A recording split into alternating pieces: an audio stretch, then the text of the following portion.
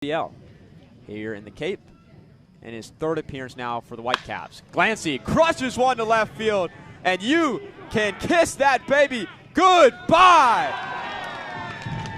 With one swing, David Glancy ties this ball game in the 8th.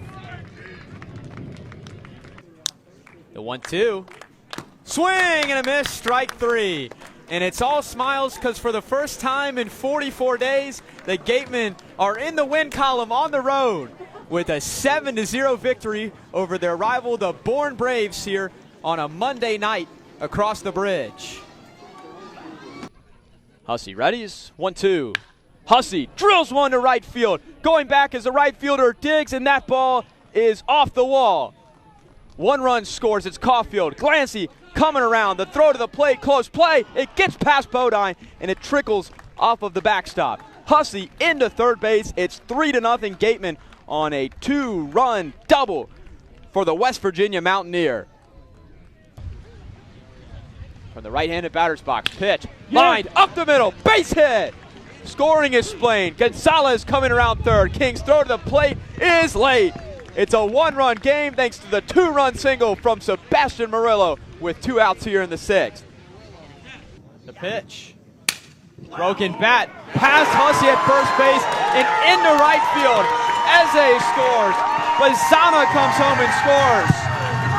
And Falmouth's partying in the streets tonight. They beat Wareham on a walk-off 2-run single by the pinch hitter Barry Walsh. And for the second consecutive night, Wareham has blown a lead late and has lost in walk-off fashion on the road. And Walsh is getting mobbed now all the way out in center field. He is soaking wet. And Falmouth gets their 21st victory of the season. King bobbing around, first pitch to him, ground ball to Cologne. He fields it on a hop to second for 1. Caulfield's turn to first, in time a double play. A great first inning of work for Chase Chapman. He works around a leadoff error by the third baseman J.C. Cologne, and Cologne in turn makes 2 nice plays, including the double play that goes 5-4-3 to end the Mariners' threat in the bottom of the 7th. To the 8th we go. It's 4-1 Harwich. The Gatemen hold a 5-4 lead as we enter the 7th inning here on the Gatemen Baseball Network. Our last trip to Gov Fuller Field of the 2023 season. Glad you're joining us here tonight on a Saturday evening in Falmouth, Massachusetts. Alongside Aiden Blank, our producer Braden Chang. Jack Hunter with you. The Gatemen in the Road Navy Blues stepping up against the Falmouth Commodores in Parker Coyle in the top of the 7th. Falmouth wearing those white uniforms with the burgundy Falmouth written across the chest. A lot of the Falmouth guys going with the stirrups tonight. Here's Cologne at the top of the order. Gonzalez and Brooks to follow. The top of the order has been stellar tonight. 5 hits between the 3 of them. First pitch to JC. A breaking ball that misses down and in.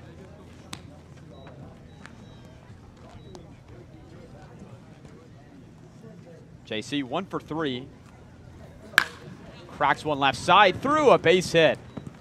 The Gatemen have been peppering that left side. JC rockets that one through.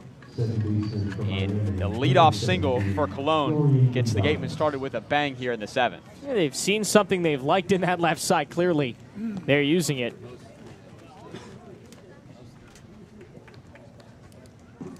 JC Cologne now with an 8-game on-base streak. He's leading off in his 6th consecutive game today. He's hitting 7 out of 8. He's rolling, hitting now over 250. First pitch to Dorian, who shows bunt. And he pulls it back. Cologne is going to take second base. Dorian was shaking his leg like he got hit by the ball, but he's going to stay in the batter's circle. Cologne will take second on the wild pitch.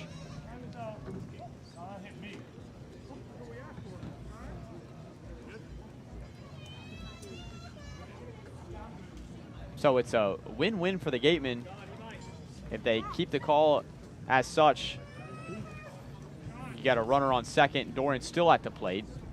And it looks like they will do it. If they were to meet and change the call, you get first and second with nobody out. But Dorian, the lefty, stepping back in against the 6'3" lefty, Parker Coyle out of Arkansas. 1-0.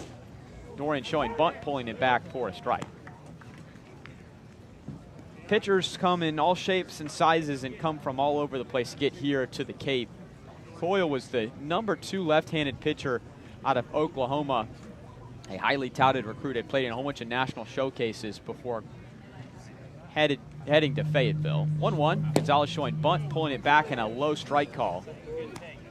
And on the other side, Packy Bradley Cooney, who's pitched 4 innings for Wareham, has struggled from an ERA perspective in 2 years at the Community College of Baltimore County, Essex. And he'll be going to Campbell next fall with a lot to prove. So 2 different backstories for 2 different hurlers today. 1-2. Gonzalez flies it to right. Coming in is Hall. He's got it. It's shallow enough to where Colon will not be able to tag. And a good throw into third will confirm that suspicion. 1 out now here in the 7th. But he made them make the throw, which is always good. He was able to sell it enough. You can never know. If you make them make the throw, the worst that can happen is it's a good throw, which it was. Best case scenario, they throw it away, you maybe get an extra base. The Gatemen with 5 runs on 11 hits. The Commodores 4 runs on 6 hits. Michael Eze's error in the first inning, the only error between these 2 ball clubs. As Michael Brooks steps in, he's reached base all 3 times. The last 2 hard hit singles. First pitch to him, misses low. Wareham's done a very good job of making some teams throw the ball around a little bit. They've caused some errors with their really good aggressive base running. That can always help. 1-0. Fastball just misses low. Heyman did a double take throwing the ball back to Coyle. He thought he had a strike call. Stephen Quigley is starting to stretch out down there from UConn in the Falmouth bullpen. The pitch, foul tips into Heyman Smith. Is the Falmouth bullpen our favorite in the league because of how close it is? It's the easiest to spot a pitcher. For all of our listeners at home, the Falmouth bullpen is not really far down the line at all. It is in the field of play, but in foul territory. Coyle looking Colon back. He's going to step off and fake a throw. Colon was bouncing way off the bag, looking like he was trying to time Coyle to steal third. But it's just off the Falmouth dugout, probably about 30, 35 feet past it, right near those bleachers on the right side. 2-1, popped up right side. McGregor's headed over just shy of the bullpen, and he bangs up against one of the nets protecting the fans at the end of the dugout and gets turned around and can't make the grab. That's a tricky play to make. He kind of got twisted up there. Behind the Falmouth dugout, or to our left of it, as you continue down the line, there's 2 screens, 2 nets. There's one directly behind the catcher in the bullpen, and there's another one that is further closer to the dugout. McGregor banged into that second one. A foul ball, 2 balls, 2 strikes. The pitch fouled off out of play this time.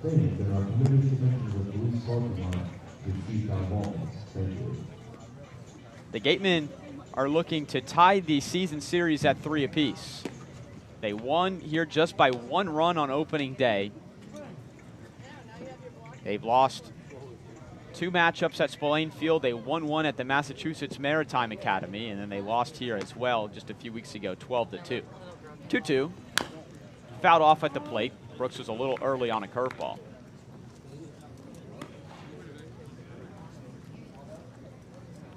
Coyle has the endurance to travel further on into this game.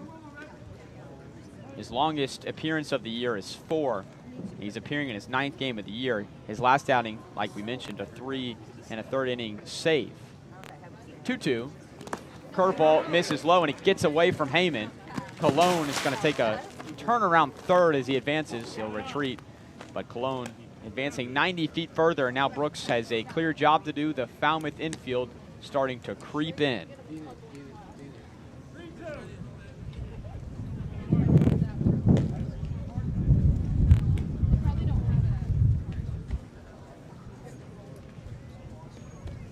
Brooks from Kansas, just completing his first year in Lawrence, excited to go back for year number 2.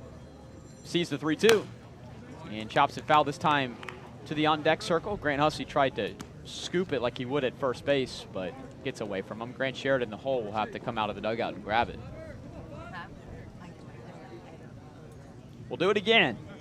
Everybody in on the Falmouth infield. From the windup, the 3-2 is crushed to left center field, and this one is going to split the gap and one hop off the wall. Michael Brooks with 3 hits as he cruises into second. It's 6-4 Wareham. The Kansas Jayhawk come into play here tonight. Wow. What a day at the plate Michael Brooks has had. He's made some nice plays in the field too, but man, Michael Brooks coming through, and Wareham playing terrific baseball right now. Brooks in his first 2 games for Wareham was 3 for 9. Since then, coming in tonight was 2 for 24. He was hitting just above 150, struggling to see the ball. Not tonight. First pitch to Hussey, fastball a little high, but called for a strike by Robert Melms behind the plate. Well, bad news keeps getting worse out in Chatham. Bourne 4 and the Anglers nothing. Again, if that score holds, it won't matter if Wareham wins tonight. They'll be out of the playoffs. Hussey, the lefty, awaiting the 0-1. And he swings and misses. Heyman pops up, thinking about trying to backpick to second, but Eze was not covering the bag. So Wareham needs a win and a Bourne loss to stay alive here with just 5 games left in the regular season. Wareham at 14-23-2, Bourne at 19-19-1. Falmouth just ahead of Bourne, 3 points. The pitch, foul tipped in and out of the mitt of Heyman. Falmouth has got a long way to go to get to the 2 seed. They're 8 points out of Hyannis. They can get to 6 if they win today because Hyannis has already lost. Their greater threat is behind them in Bourne, just 3 points back of them. Almost to the playoffs. Last week of the regular season. 0-2. Hussey reaches out, pokes it to left field. Turley coming on, dives and can't get it. Humphreys backing him up, so Hussey's going to get to second. Brooks is going to have to stay at third. He had to read it off the bat. Grant Hussey, right behind Brooks, is having a night of his own. The Huss bus rolling into Falmouth with a bang tonight. Great piece of hitting. He's really started to hit well these last 2 at-bats after a strikeout and a ground out his first 2.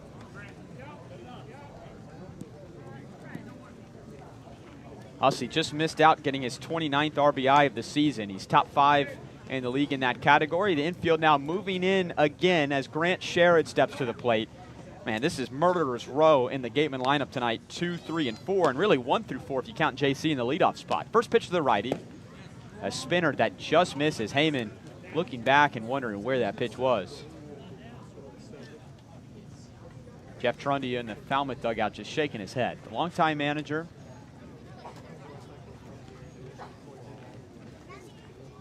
Sherrod awaits and takes a big swing and a miss. Wareham with 13 hits, and 10 of those have come from their first 5 hitters.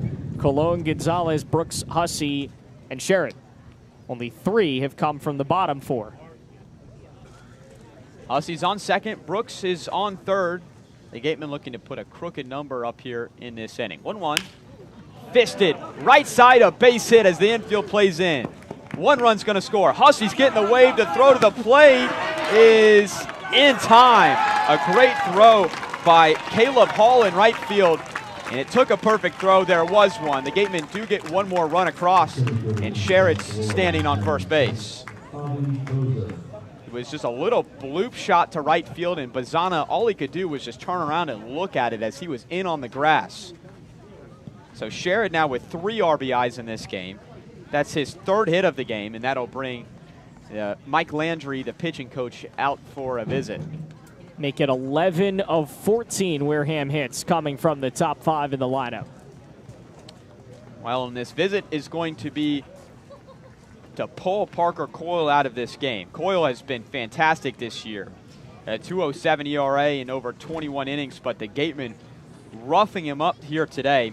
He leaves this ball game and gives way to Stephen Quigley from UConn. We'll introduce you to the right-handed pitcher on the other side of the break here on the Gatemen Baseball Network.